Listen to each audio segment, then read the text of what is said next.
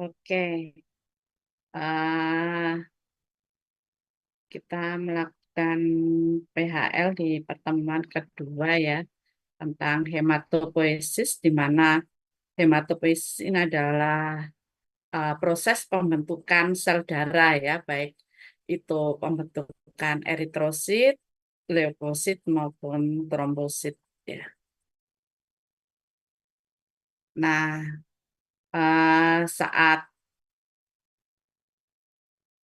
seperti kita ketahui bahwa tempat pembentukan sel darah adalah di sumsum tulang ya, terutama sumsum tulang merah. Nah, tapi sebelum dilahirkan, saat minggu pertama kebuntingan, krisis ini kuning telur yolk sac ya. Kemudian setelah dilahirkan, terutama di sumsum tulang ya, sumsum tulang merah juga ekstramedulari hematopoiesis terjadi itu di organ hati dan limpa. Saat prenatal eh, pada anjing dan kucing, aktivitas hematopoiesis ini terjadi pada umur 3 minggu ya. Pada sapi ini setelah 4 minggu.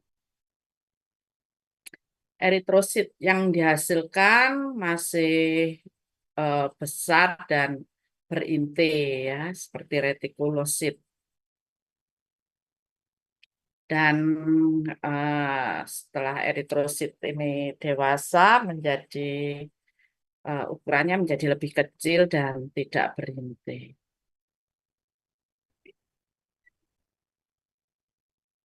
Jaringan atau organ hematopoietik ini selain sumsum tulang ada di timus, nodus limfaticus ya, limpa ini terutama menghasilkan sel-sel limfosit ya, di reticuloendothelial system, di hepar, ginjal.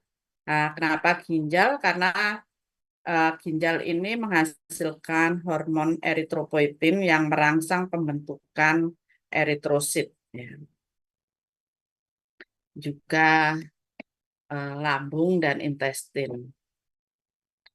Sedangkan faktor-faktor yang berpengaruh terhadap proses hematopoiesis ya karena asam yang pertama adalah asam amino di mana pembentukan sel darah ini membutuhkan asam amino juga vitamin ya, mineral, tekanan oksigen jaringan ya di mana apabila terjadi penurunan tekanan oksigen jaringan ini merangsang sumsum tulang untuk memproduksi eritrosit lebih banyak lagi. Kemudian hormon, terutama salah satunya adalah hormon eritropoietin yang dihasilkan oleh ginjal. Kemudian volume darah. Nah, apabila terjadi hemoragi, terjadi penurunan volume darah, ini juga merangsang sumsum tulang untuk menghasilkan eritrosit lebih banyak lagi. Kemudian ada uh, beberapa bahan aktif ya, bahan hormon ya, ada interleukin, eritropoietin, dan trombopoietin.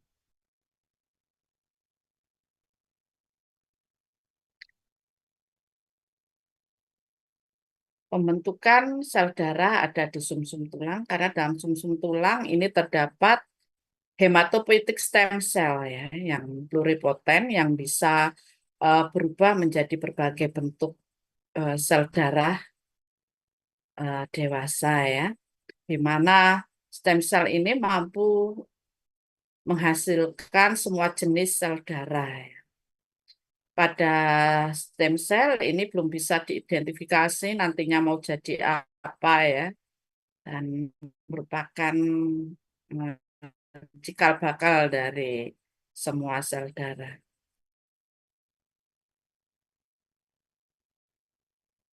Nah, ini eh, dari sel induk pluripotensial ya.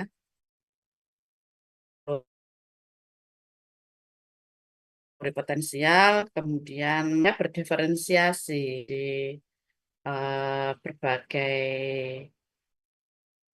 sel induk lain ya. Ada yang menjadi eritroblas, kemudian menjadi retikulosit, dan dewasa menjadi eritrosit. Kemudian ada yang berubah menjadi megakariosit. Ya, megakariosit nanti terjadi eh,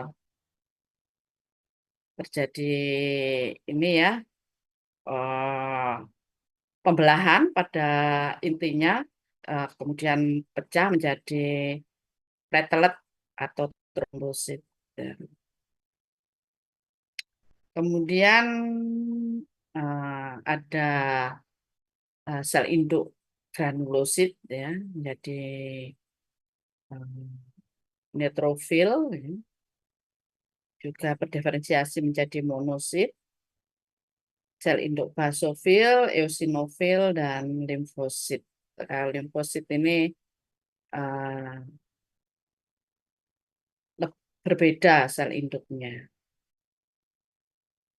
Nah, setelah dewasa ada yang menjadi eritrosit, kemudian granulosit. Granulosit di sini ada neutrofil, eosinofil, dan basofil, kemudian monosit, limfosit, dan trombosit. Pada proses pembentukan eritrosit atau eritropoiesis, ini pematangan sel eritrosit ya. Sel eritrosit yang masih muda ini disebut sebagai retikulosit ya, yang masih punya inti dan mengandung fragmen-fragmen mitokondria.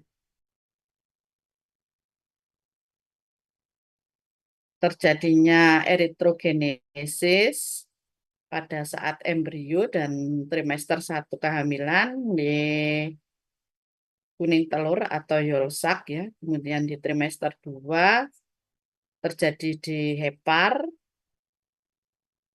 juga di limpa dan kelenjar limfe.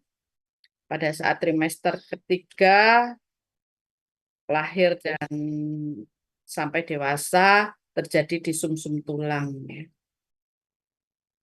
Sumsum tulang merah yang ada di vertebrae, sternum, coste, femur, dan tibia ya. Ini kalau tulang pipa terutama pada ujung-ujung tulangnya.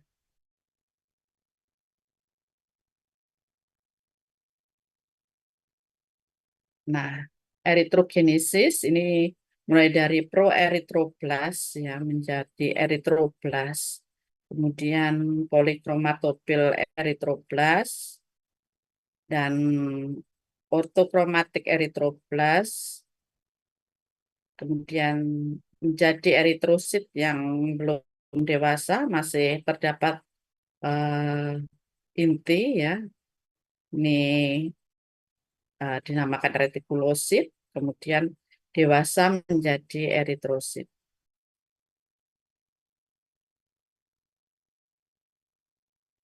Pembentukan eritrosit ini dipengaruhi oleh hormon eritropoietin ya. Disebut juga hormon hemopoietin. Ini dihasilkan oleh ginjal terbanyak ya. Hepar juga bisa menghasilkan tapi tidak sebanyak ginjal ya. Nah, pelepasan eritropoietin ini dirangsang oleh kondisi menurunnya kadar oksigen pada jaringan, juga pengaruh dari hormon adrenalin dan prostaglandin.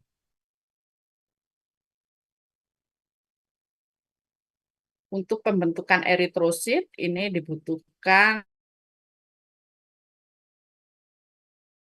untuk sintesis hemoglobin. Di mana hemoglobin ini yang bisa menangkap uh, oksigen ya dan membawa oksigen ke seluruh jaringan. Kemudian juga dipengaruhi oleh kadar asam folat ya, ini untuk membentuk RNA eritrosit ya. Vitamin B12 ini untuk pendewasaan dan pembelahan inti dari eritrosit yang masih muda ya. Kemudian uh, faktor intrinsik yang terdapat di lambung. Nah, seperti kita ketahui bahwa eritrosit ini mempunyai lifespan ya atau lama hidup ya. Di mana pada manusia ini berumur 120 hari atau kurang lebih 4 bulan ya. Sedang anjing ini pada kisaran 100 sampai 130 hari. Pada kucing ini lebih pendek lama hidupnya hanya 70 sampai 80 hari. Sedang pada kuda ini lebih panjang masa hidup. Ayam ini eh, lebih pendek lagi hanya sekitar 1 bulan. Dan jumlah eritrosit dalam sirkulasi ini terbatas ya. Pembentukan eritrosit eh, akan meningkat bila terjadi hal-hal seperti yang saya sebutkan tadi ya, oksigen jaringan menurun atau volume darah yang berkurang. Nah, ini produksinya akan meningkat supaya mencapai batas jumlah eritrosit yang optimal.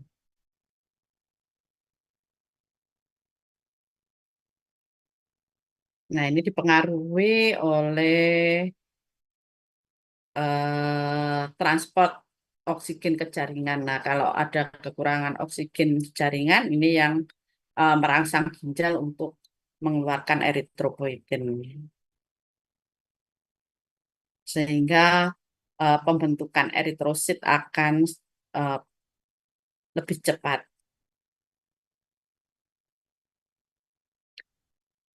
Pembentukan leukosit ini kita sebut sebagai granulopoiesis ya. Terutama ini pembentukan dan pematangan sel-sel granulosit ya. Sel granulosit eh, lebih condong ke sel induk dari neutrofil dan monosit ini sama ya. Prekursornya adalah mieloblast ya.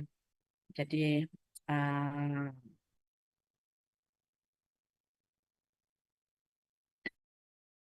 dari prekursor mieloblast. Nah, tapi mieloblast ini hanya kita temukan di sumsum tulang ya, tidak ada di pembuluh darah tepi. Di pembuluh darah perifer tidak ada, hanya di sumsum tulang.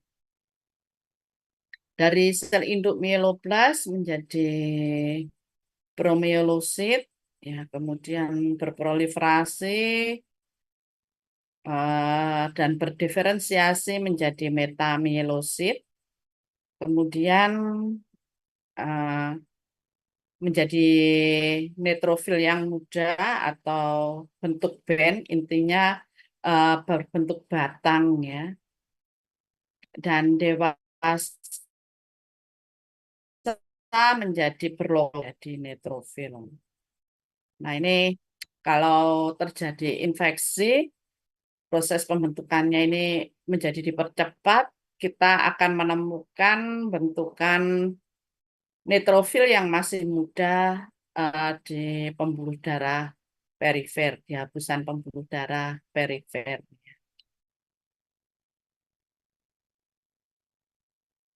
Nah, itu prosesnya disebut shift to the left ya kalau kita banyak menemukan neutrofil yang masih muda.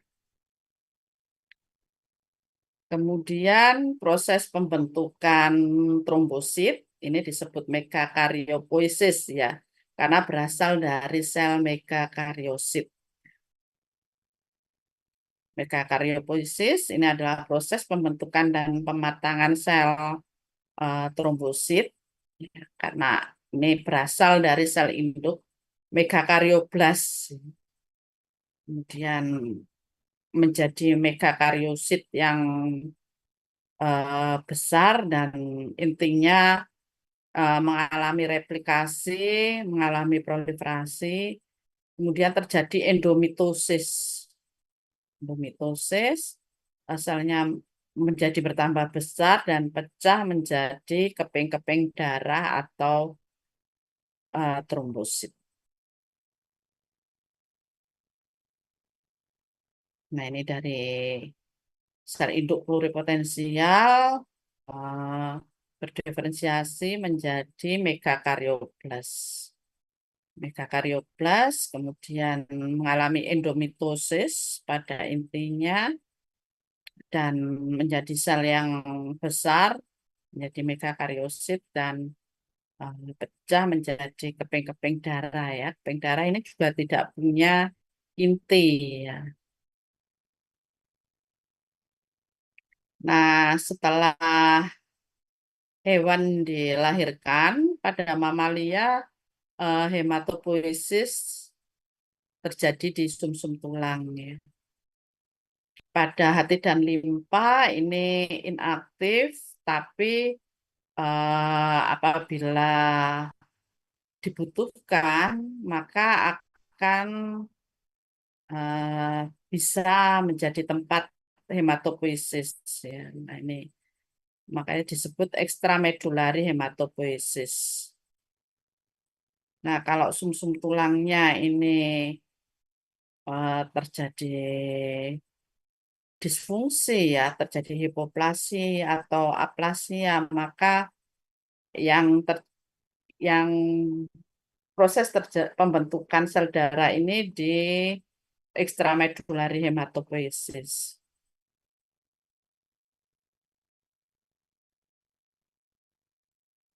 Pada unggas ini eritropoiesis ini bisa terjadi di dalam pembuluh darah.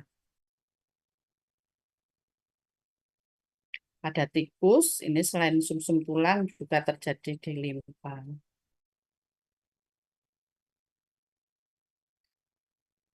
Nah, untuk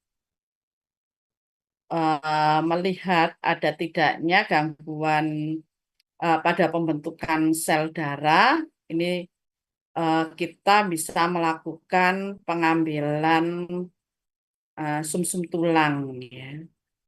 Bisa, bisa di sternum atau koste atau ujung dari femur ya, tergantung dari hewannya. Untuk apa? Untuk dilakukan pemeriksaan sumsum tulang ya, dilihat dari stem selnya ya, dari retikulosit, kemudian dengan cara aspirasi dan biopsi. Nah, ini untuk melihat keganasan juga ya, melihat leukemia. Nah, ini perlu dilakukan pemeriksaan sumsum tulang. Ini untuk melihat kepadatan sel, kemudian perbandingan antara sel mieloid dan eritroid ya. Jadi untuk melihat perbandingan dari sel induk mieloid yang eh, nantinya berdiferensiasi dewasa menjadi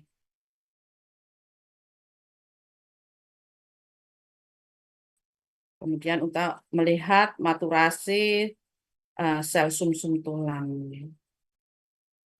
Nah, ini untuk melihat proliferasi sel hematopoietik ya, dilihat apakah meningkat atau menurun. Oke, eh, di sini juga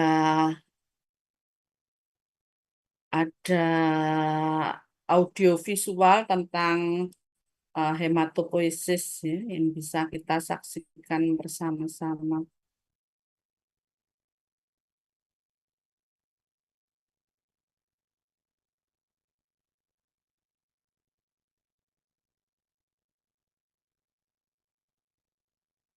Udah tampak ya. And inside the blood vessel, I'm going to draw in some of the cells that you'd expect to see in normal blood. So I'm going to put in a few red blood cells. I'm going to draw in a couple of platelets, which are just fragments of cells.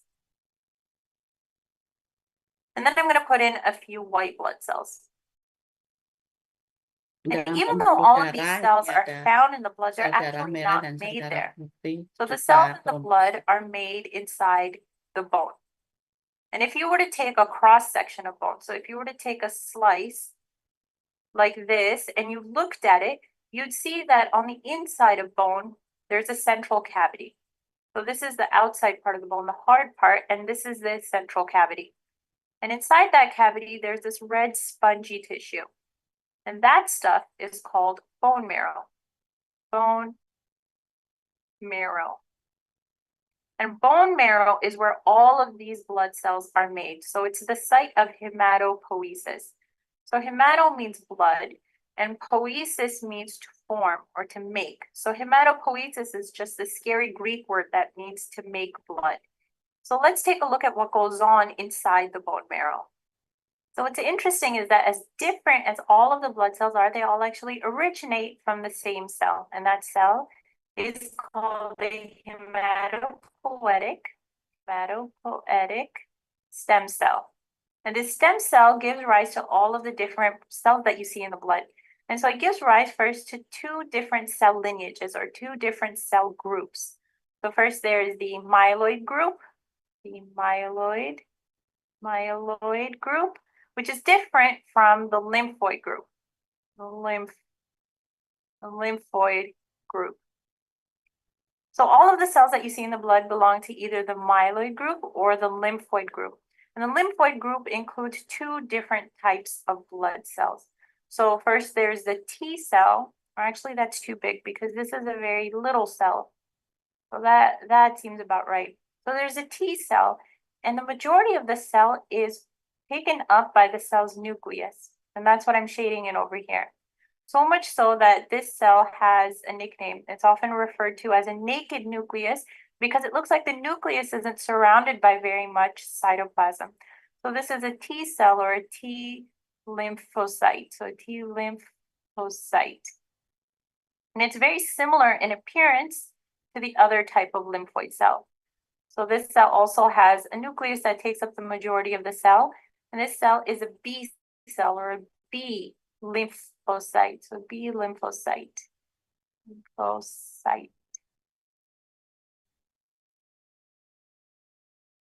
So those are the two different types of lymphoid cells, myeloid cells. Well, for starters, we have a red blood cell. So I guess we should draw that in red. And this is also a very small cell. And I'm going to shade in this cell so that I can show you that the center of the cell is much lighter than the edges or the periphery of the cell. So this is not the cell's nucleus, guys, because we know that red blood cells don't have nuclei. What I'm trying to show is that the center of the cell is much lighter than the periphery of the cell.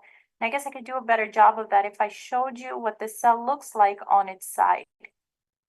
So this is what a red blood cell looks like when it's laid on its side. And it kind of looks like a dumbbell where the edges are much thicker or much wider than the center. So the edges would, since they're thicker, they'd be much more densely packed with hemoglobin. And since we know that hemoglobin is what gives red blood cells a red color, the edges would then be darker than the center. And since the center is much thinner, it would have a lot less hemoglobin. And so it would be a lot paler in comparison. So we said that this is a red blood cell, but since in science we never use a plain and ordinary name of things, we call this an erythrocyte. Erythrocyte, which is just a fancy name for a plain old red blood cell. So what are some of the other types of myeloid cells? Well, we have this one cell that I'm drawing in over here. You might say, well, that looks nothing like a cell, and you'd be totally right. This is a very odd looking, very large cell, and it's called a megakaryocyte.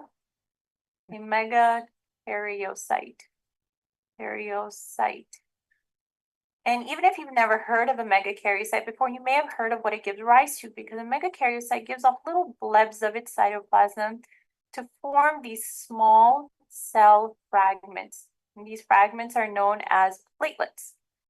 So you may have heard of the platelets before.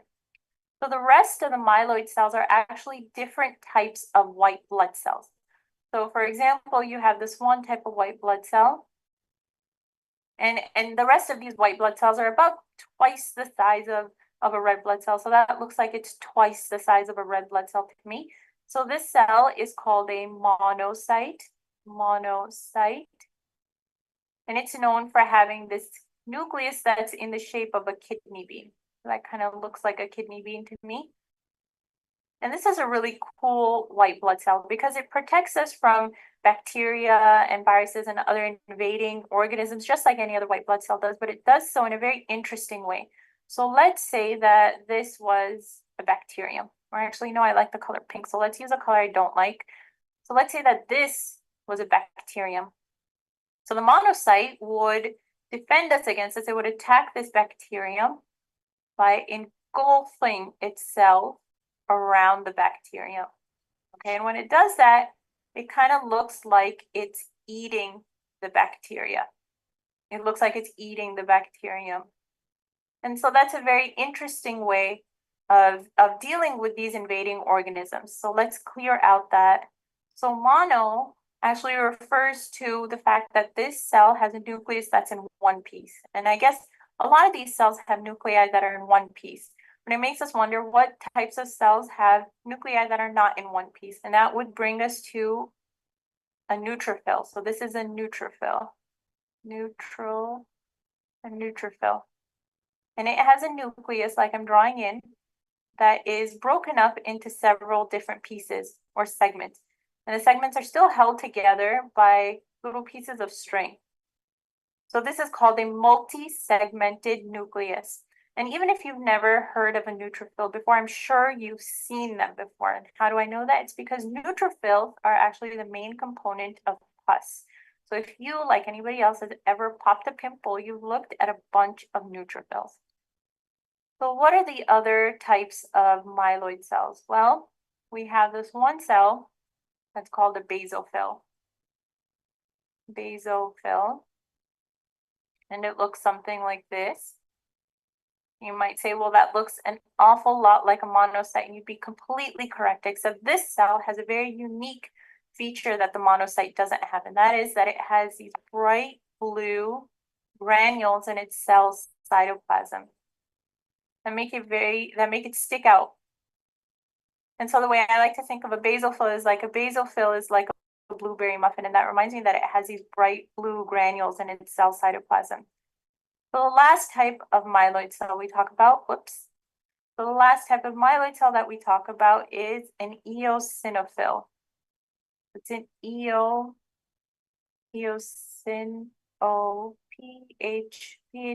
eosinophil, okay? And it has a nucleus that can sometimes be found in two pieces. So this is the first piece and this is the second piece, but that's not what makes it so unique. What it's really well known for is the fact that it has these bright, beautiful red granules in its cell cytoplasm. So those are all of the different blood cells, with all the lymphoid cells on this side and all of the myeloid cells on this side. So it turns out that all of these cells don't directly develop from a hematopoietic stem cell. Instead, they undergo multiple stages of development to mature into their adult form. But don't worry, guys, we're not going to hash out each of those different forms and their names and physical characteristics. Instead, we're going to make a very general statement. So I guess we could put that up here. We're going to say that the immature forms of all of these cells are called blasts. And when the blasts mature, they are called cytes. And let me show you what I mean. So to spare you guys the agony of having to watch me draw out all of those different forms, I just pasted them in here. But we can see here that what we said about the immature forms being called blasts and the more mature forms being called cytes is true. So the T lymphocyte develops from a T lymphoblast, just like an erythrocyte develops from an erythroblast and a megakaryocyte develops from a megakaryoblast. So you guys get the pattern. The only wrench I'm going to throw into this pattern is with the neutrophil, basophil, and eosinophil, which all actually develop from the same cell, and that cell is called a myeloblast. So I think that that's a reasonable place to end our discussion on hematopoiesis.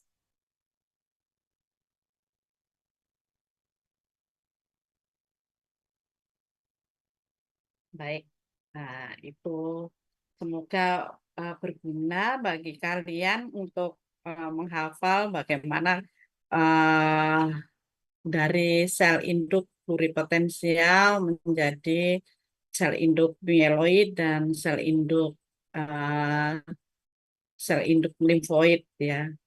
Kalau limfosit itu berbeda sel induknya dengan sel darah yang lain. Sel induk mieloid ini bisa menjadi eritrosit, trombosit maupun neutrofil, eosinofil dan basofil ya. Terus bagaimana tadi untuk menghafal yang masih muda diberi akhiran belas dan yang sudah dewasa itu diberi akhiran sit ya. Jadi lebih mudah lagi. Baik, mungkin eh, ada yang ingin didiskusikan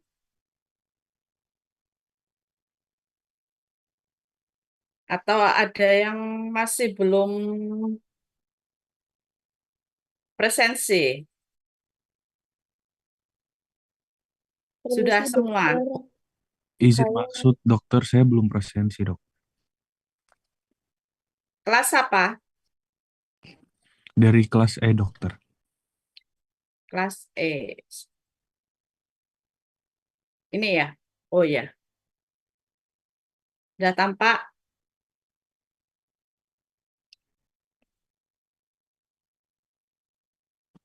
Permisi dokter, atas nama Widi Akbar, nomor 10. Oke. Permisi dokter, atas nama Ardian, nomor 1. Ya. permisi dokter atas nama Izzatul. Oke. Terima kasih dokter. Ya, sama-sama. Sudah? Kelas A sudah? Permisi dokter. Ya.